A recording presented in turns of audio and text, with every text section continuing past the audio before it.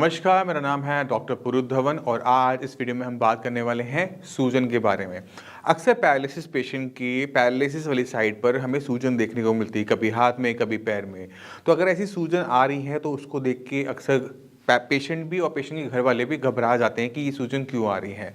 तो उसी को आज हम समझने की कोशिश करेंगे कि ये सूजन क्यों आती है और उसे कैसे ठीक किया जा सकता है। तो पहले समझते हैं कि सूजन क्यों आती है। तो अगर हम अपनी बॉडी की तरफ देखें तो हमारी बॉडी में हमारा जो हार्ट होता है, हमारा जो दिल होता है, पूरी बॉडी के अंदर ब्लड को पंप करता है। जब ब्लड हमारा नीचे की तरफ जाता है तो उसे वापस ऊपर की तरफ भी आना होता है और इसके अंदर हमारी नॉर्मली हेल्प करती है हमारी पैर की मांसपेशियां। जब हम चलते हैं तो मसल्स की मूवमेंट की वजह से ब्लड आराम से पंप होता रहता है। मगर अगर आपको पैरालिसिस हो जाए तो आप टांग तो हिला नहीं पा रहे, मांसपेशियां चला नहीं पा रहे, तो क्या होता है कि ये जो पंपिंग होती है जो नीचे से ऊपर की तरफ होती है, जिसमें मांसपेशियां हेल्प करती हैं, वो हेल्प नहीं कर पा रही होती। तो ब्लड को नीचे से ऊपर आने में परेशानी होती है, उस दिक्कत महसूस होती है। तो होता क्या है कि ब्लड के अंदर जो फ्लूइड होता है, तरल पदार्थ होता है, वो ब्लड से निकलकर हमारे पैरों में भरना शुरू हो जाता है और जिसकी वजह से एक पैरालिसिस पेशेंट को पैर में सूजन देखने को मिलती है। अब इसी तरह से हाथ है, अगर मान लो पैरालिसिस पेशेंट है, कुर्सी पे बैठा है, अपना हाथ इसने नीचे रखा हुआ है, तो यही दिक्कत हमें देखने को मिलेगी हाथ में भी कि ब्लड नीचे तो जा रहा है पंपिंग की वजह से, बट इसे ऊपर आने में दिक्कत महसूस होती है क्योंकि ब्लड को ग्रेविटी के अगेंस्ट ऊपर आना होता है। कोई भी चीज़ हम ऊपर रखते हैं तो नीचे गिरती है ना, ऊपर की तरफ जाती नहीं, इसलिए ब्लड नीचे की तरफ तो चला गया आराम से, बट उसे ऊपर आने में दिक्कत है। इसी वजह से हाथ और पैर में सूजन देखने को मिल जाती है। अब समझ में आ गया होगा कि सूजन क्यों आ रही थी। अब सवाल ये उठता है कि इसका सॉल्यूशन क्या है। तो सॉल्यूशन है मांसपेशी की मूवमेंट। अगर हमारी मसल्स में मूवमेंट है तो सूजन नहीं आती। अब सवाल ये उठता है कि हम मांसपेशियों में मूवमेंट कैसे लेकर आएं। तो इसके दो तरीके होते हैं, एक है एक्टिव, एक है पैसिव। अगर हाथ अपने आप काम कर रहा है, हम थोड़ा बहुत जैसे हिला पा रहे हैं, तो वो एक्टिव एक्सरसाइज के अंदर आता है, एक्टिव मूवमेंट के अंदर आता है। तो अगर आपके हाथ में थोड़ी बहुत मूवमेंट है तो कोशिश कीजिए कि अपने हाथ को हिलाते रहिए, जिससे वो सूजन चली जाती है। इसी तरह से हम पैर के साथ भी कर सकते हैं। अगर आपके पैर में इतनी ताकत है कि आप चल सको तो आप चलो। अगर आप चल रहे हो तो आपके पैर में सूजन नहीं आएगी, अगर है तो वह चली जाएगी। दूसरा तरीका होता है वो है पैसिव। अब पैसिव क्या मतलब कि किसी और को करना पड़ रहा है आपका काम। तो एक तरीका होता है, उसे हम कहते हैं मालिश। अगर आप ध्यान से देखें तो आपके हाथ और पैर में ऊपर ऊपर आपको ये नीली नीली लाइनें नजर आती हैं। ये वेन्स क्या होती हैं, इसके अंदर ये हरा रंग क्यों नजर आ रहा है? क्योंकि इसके अंदर ऑक्सीजन की कमी है और ये वेन्स हैं, ये डीऑक्सीजनेटेड ब्लड को बॉडी के पार्ट से कहाँ लेके जा रहा है? हमारे हार्ट की तरफ जा रहा है, जहाँ पर लंग्स की हेल्प से इसको ऑक्सीजनेट किया जाएगा और ये दोबारा से रेड कलर की हो जाएंगी। अब ये ब्लड सर्कुलेशन किस तरफ जा रहा है? ये ब्लड सर्कुलेशन हमारा हार्ट की तरफ जा रहा है। तो अगर हम अपने दिल की तरफ, अंदर की तरफ अपने हाथ की इस तरह से मालिश करते हैं, पैर की ऊपर की तरफ मालिश करते हैं, तो हम क्या करते हैं? हम ब्लड को फैसिलिटेट करते हैं कि आप दिल की तरफ जाओ। जैसे हमने कि अब क्या हो रहा है कि हम ब्लड को भेज रहे हैं ना, ऊपर से भेज रहे हैं, हल्का प्रेशर लगा के भेज रहे हैं कि आप अपना फैसिलिटेट कर रहे हैं। इससे क्या होता है कि सूजन उतर जाती है, सूजन चली जाती है। और हमने क्या ध्यान रखना होता है कि हम अपने हाथ पैर को हिलाते रहें, चलाते रहें, जिससे मांसपेशियां हिलती रहे और उनके बीच में जो आर्टरीज हैं, वेन्स हैं, उन पर वो प्रेशर पड़ता रहे और ब्लड का सर्कुलेशन सही से चलता रहे। अब कुछ पेशेंट ऐसे होते हैं जिनको मालिश करने से डर लगता है। कभी कभी डॉक्टर बोल देता है, फिजियोथेरेपी बोलता है कि मालिश मत करवाना, इससे ये हो जाएगा, उससे वो हो जाएगा। उनके लिए भी हमारे पास सोल्यूशन है। आपको मालिश नहीं करनी, मत कीजिए।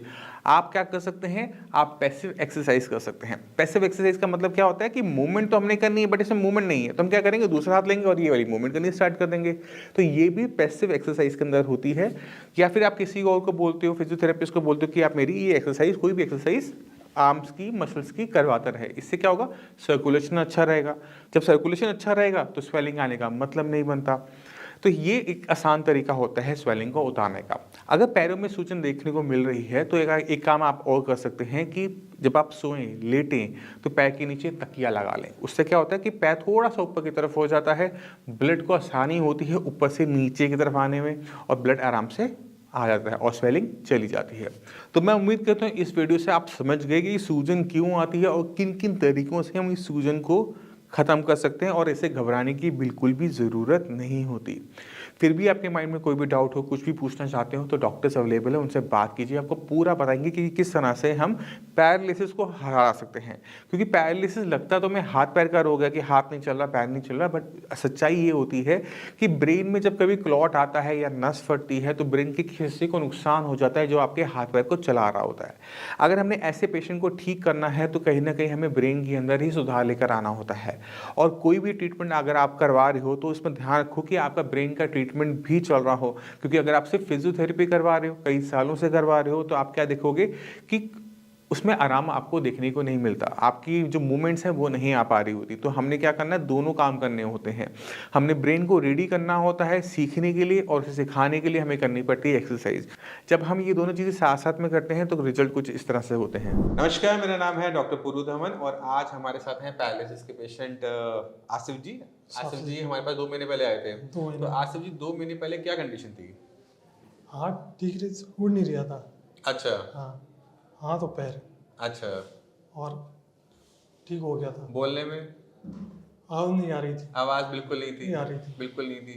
और पैर आपका जब चलते थे तो घूम के पड़ता था? हाँ, शायद घूम के पड़ता था। अब ऐसी दिक्कत है 2 महीने बाद? नहीं। ठीक है। और आवाज सब बोलने लगे हो? अब बोलने लगे। अब अगर आप इनकी आवाज सुन रहे हो तो ये पिछले ही 2 महीने में आई है। मैं आपको लोगों को थोड़ा सा बता देता हूँ और आपको भी बताता हूँ कि आपके साथ एक्चुअल में हुआ क्या। आपसे हम पहले भी बात कर चुके इस बारे में। तो जब आपका ये हुआ था क्लॉट की वजह से। क्लॉट की वजह से आपके जो दिमाग के अंदर खून का जो फ्लो था ना वो रुक गया था, जिसकी वजह से ब्रेन के जो हिस्से आपके राइट साइड के हाथ पैर को चलाते हैं, जो आपको आवाज देते हैं, वो उन्होंने काम करना कर दिया बंद। उसमें जब मेडिसिन स्टार्ट करी तो वो जो हिस्सा जो बंद था वो उसने अपने अंदर डेवलपमेंट की है। जो चीज़ मर गई थी वो अभी भी मरी हुई है। अच्छा। वो ठीक नहीं होने वाली। बट ब्रेन के पास अपनी खूबी होती है न्यूरोप्लास्टिसिटी की। उस न्यूरोप्लास्टिसिटी की हेल्प से आपकी आवाज़ वापस आई है, आपका हाथ अब पूरा घूमने लगा है, अब आप चलने लायक हो गए हो। ठीक है। तो अभी सिर्फ 2 महीने हुए हैं। उम्मीद करते हैं कि अगले 2-4 महीने के अंदर जो हाथ पैर में जो थोड़ी बहुत जो दिक्कत रह गई है, आवाज़ में थोड़ी बहुत दिक्कत रह गई, वो भी खत्म हो जाएगी। ठीक है। तो बाकी जो मरीज हैं पैरालिसिस के, उनको क्या एडवाइस करना चाहोगे? साई संजीवनी एक बार माइक के पास रख के बोलो उसको एक बारी। इसको बात में करो, अब बोलो। साई संजीवनी से ट्रीटमेंट ले। ठीक है। आपको शो ट्रीटमेंट से 2 महीने की ट्रीटमेंट से बहुत बढ़िया। बहुत बढ़िया है।